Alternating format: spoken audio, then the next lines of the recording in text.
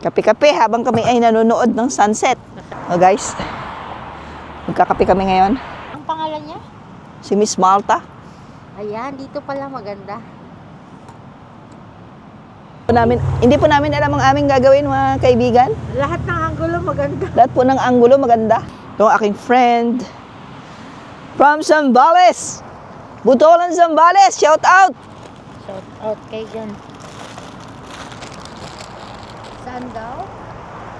Ayan guys, ang ganda ng view. Siyempre, maganda na lang. Lagi ko namang sinasabi guys na maganda ang view, di ba? Ay, maganda naman talaga, Diyos ko Lord.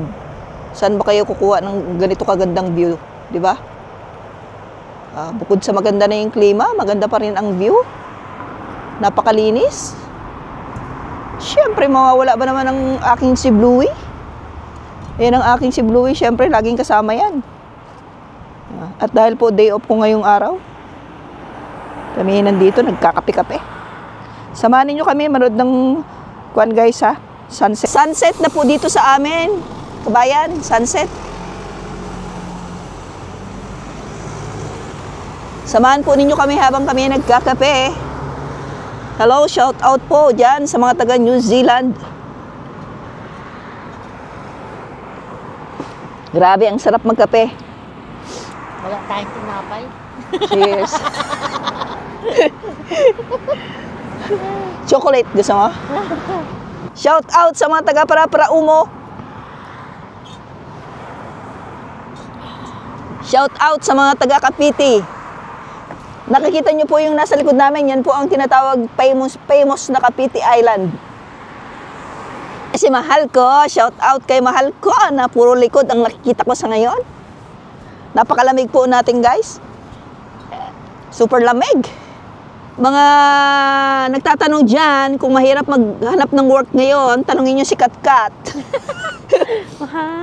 Sobrang hirap. Nagharap siya ng work ngayon pero nahihirapan siyang maghanap. Namin, di ba, nakaka-relax? Ganda. Gat, ang ganda, no? Po kayo dyan sa New Zealand. Nandito po kami sa Wellington, Para-Para-Umo. Ang bilis lumamig ng kape. Kaya mayroong Doritos sikat. Sayang, ganda ko, di ma-display. Sana all maganda. Ay, wow. Ilo po, ang sarap naman dyan. Ay, sinabi nyo po, ang sarap po talaga dito.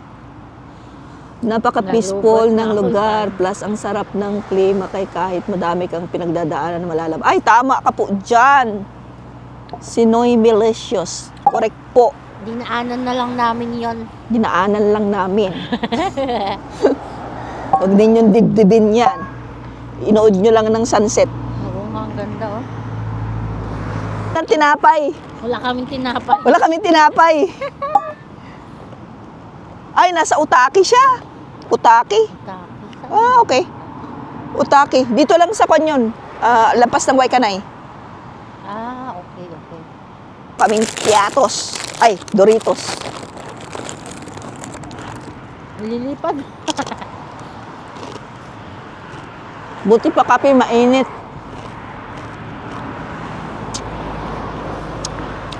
Hello, shout out. Pistachio. May baon kami. Yan guys, oh. Yan kaming pistachio. Hello, shout out po sa mga taga Oman. Ayan na, malapit na ka to. Yan, nandito pa rin kami. Tumago na siya. Ha? Minsan. Doon sa lalim ng pundo. Pero ang ganda ng ulap doon, oh. Kasi na yung ulap dito, ang ganda, oh.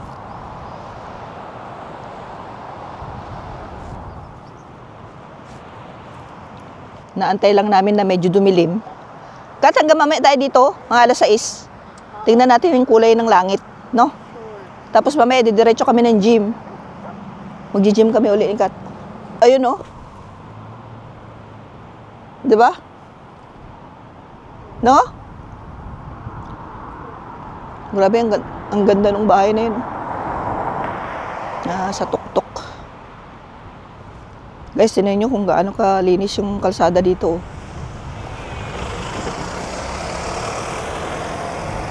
Diba?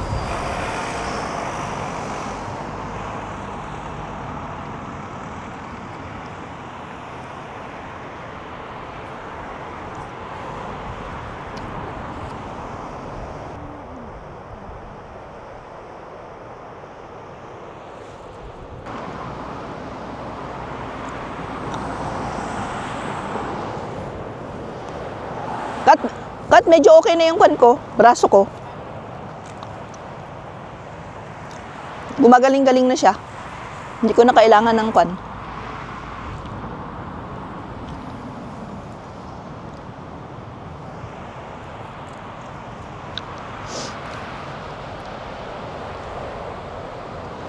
What? Sumusunod.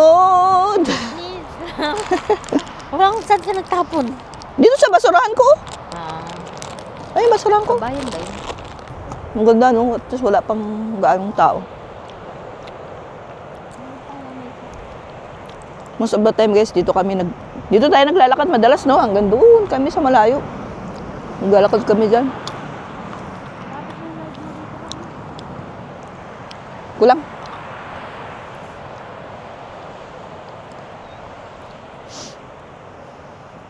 Ang kagandahan lang din dito sa amin, talagang yung klima niya maganda.